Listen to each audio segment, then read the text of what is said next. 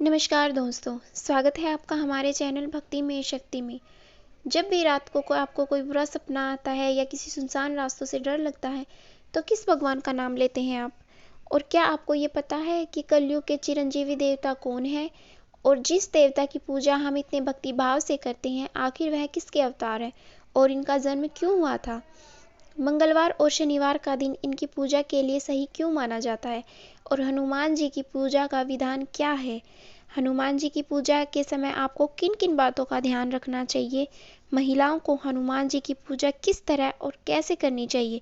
और इसी के साथ क्या आप यह भी जानते हैं कि आखिर क्यों हनुमान जी आज भी अमर है? कभी मंगलवार के दिन हनुमान जी के मंदिर में गए हैं आप? तो हनुमान जी को अपना इष्ट देवता मानते हैं। क्या आप भी ये चाहते हैं कि हनुमान जी की कृपा आपके ऊपर सदैव बनी रहे? तो आपको एक अचूक उपाय बताते हैं जो आपकी हर मनोकामना को पूरा करेगा।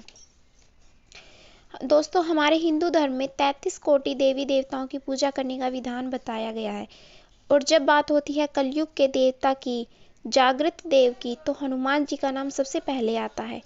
क्योंकि हनुमान जी ऐसे देवता हैं जो चिरंजीवी हैं और उन्हें माता सीता की 8 सिद्धियां, 9 रिद्धियां और अजर अमर होने का वरदान प्राप्त है। तो इस वजह से हनुमान जी एक ऐसे देवता है जो आज भी अमर है, जिसे आप कलयुग में आसानी से प्रसन्न कर सकते हैं। और जो भी सच्चे मन से उन्हें पुकारता है वो उसकी रक्षा करने के लिए हाजिर हो जाते हैं। लेकिन अब सवाल ये है कि आखिर हनुमान जी का जन्म कैसे हुआ था और ये किसके अवतार हैं? हनुमान जी का जन्म राम जी की सेवा करने के लिए हुआ था और माता सीता ने उन्हें चिरंजीवी होने का वरदान दिया था। हनुमान जी महादेव के अवतार हैं, जिस कारण आज भी कलयुग में जहाँ जहाँ राम कथा होती है, वहाँ गुप्त रूप से हनुमान जी विराजमान होते हैं। अब सवाल ये है कि मंगलवार और शनिवार को ही हनुमान जी की पूजा क्यों होती है? तो दोस्तों, हनुमान जी का जन्म मंगलवार के दिन हुआ था। चैत्र षष्ठी पूर्णमासी तिथि को मंगलवार के दिन हनुमान जी का जन्म हुआ था। इसीलिए हनुमान जी की पूजा मंगलवार को विशेष रूप से की जाती है। और शनिवार के दिन भी इनकी पूजा इसलिए की जाती है क्योंकि एक बार शनिदेव ने अपने घमंड में चूर होकर हनुमान जी को ललकारा था। जब हनुमान जी श्री राम की तपस्या में लीन थे, उन्होंने बहुत देर तक शनिदेव को कुछ भी नहीं कहा। लेकिन जब शनिदेव की उद्दंडता ने हद पार कर दी तो शनिदेव को अपनी पूंछ से में जकड़ लिया और तब शनिदेव को माफी मांगने लगे और सूर्यदेव से कहने पर उन्हें छोड़ दिया था हनुमान जी ने। इसलिए और शनिदेव से ये वचन लिया कि जो भी भक्त मेरी पूजा करेगा, शनिदेव उस पर अपनी वक्र दृष्टि नहीं डालेंगे। और इसी कारण शनिवार के दिन हनुमान जी की पूजा की जाती है ताकि शनिदेव की वक्र दृष्टि से बचा जा सके। इसी के साथ दोस्तों, कुछ ऐसे उपाय भी आपको बता देते हैं जिन्हें करने से हनुमान जी आप पर के ऊपर कृपा अपनी बनाए रखेंगे। साथ में जो हनुमान जी के मंदिर से एक ऐसी गुप्त चीज आपको लेकर आनी है जो आपकी सारी मनोकामनाएं पूर्ण कर सकती है। तो दोस्तों, केवल एक ऐसा उपाय है जो आपकी जिंदगी बदल देगा और आपकी मन चाही वस्तु पर आपका अधिकार होगा। लेकिन उसके लिए आपको शुद्ध मन, शुद्ध विचार और पूरी भक्ति के साथ हनुमान जी का स्मरण करना होगा। कई लोगों ने इस बात का आभास किया होगा कि जब भी उनके मन में किसी नकारात्मक शक्ति का आभास होता है या फिर बुरे साय से डर लगता है, तो हनुमान चालीसा के पाठ करने से दूर हो जाता है। तो दोस्तों, हनुमान चालीसा में इतनी शक्ति है तो साक्षात हनुमान जी में कितनी शक्ति होगी। जो भी अपनी ज़िंदगी में, अपने काम धंधे में, अपने शत्रुओं पर विजय प्राप्त करना चाहते हैं या फिर जीवन में किसी प्रकार का कोई दोष है, घर के पितर बिछड़ गए हैं और परिवार में कलह होते हैं, कोर्ट कचहरी के चक्कर लगाने पड़ते हैं, तो आपको केवल एक उपाय करना है जिसे करने से आपकी सारी मुश्किलें दूर हो जाएंगी। और ये उपाय आपको मंगलवार और शनिवार के दिन करना है। तो उपाय ये है कि मंगलवार के दिन सुबह स्नान करके साफ कपड़े पहने और हनुमान जी की तस्वीर के सामने प्रतिज्ञा करें कि आप लगातार 11 या 21 मंगलवार और शनिवार को सुंदरकांड का पाठ करेंगे।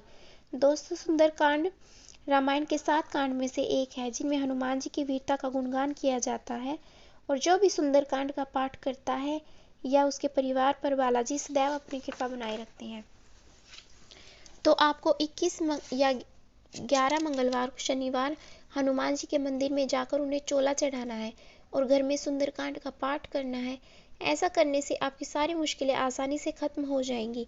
अब आपको ये बात भी ध्यान रखनी है कि आपको मंगलवार के दिन हनुमान जी के मंदिर में से कौन सी गुप्त चीज़ उठा कर लानी है जो आपकी हर मनोकामना पूर्ति करेगी। मंगलवार के दिन हनुमान मंदिर में जाकर हनुमान जी पर चढ़ा हुआ सिंदूर एक डिब्बी में डालकर आपको घर पर लेकर आना है, क्योंकि आप साक्षात हनुमान जी को अपने घर पर लेकर आए हैं। तो जब भी आप किसी भी काम से बाहर जाते हैं या बाहर जा रहे हैं तो इस चोले का तिलक लगाकर जरूर जाएं और हर रोज अपने माथे पर इस चोले का तिलक जरूर लगाएं। अगर आपके घर में नकारात्मक शक्ति है तो घर के दोनों कोनों पर इसी सिंदूर से स्वास्तिक बना दे और हनुमान जी का नाम लेकर बोल दे कि घर की रक्षा करें। अगर आपको धन संबंधी परेशानी है, अपनी तिजोरी के बाहर हनुमान जी का ये चोले का स्वास्तिक बना दे। और दुकान अगर आपकी अच्छे से नहीं चल रही है तो अपनी दुकान के मुख्य दरवाजे पर इस सिंदूर से हनुमान जी का नाम लेकर स्वास्तिक बनाएं और उनसे बोले कि हमारा काम अब आपको ही देखना है, तो आपको बहुत अच्छे परिणाम देखने को मिलेंगे।